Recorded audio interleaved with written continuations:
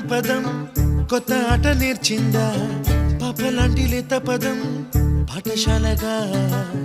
కూనలమ్మ జానపదం పల్లె దాటి వచ్చిందా చవళిల జానతనం పాట చూపగా కుంచెలో దాగే చిత్రాలు ఎదురొచ్చేలా అంత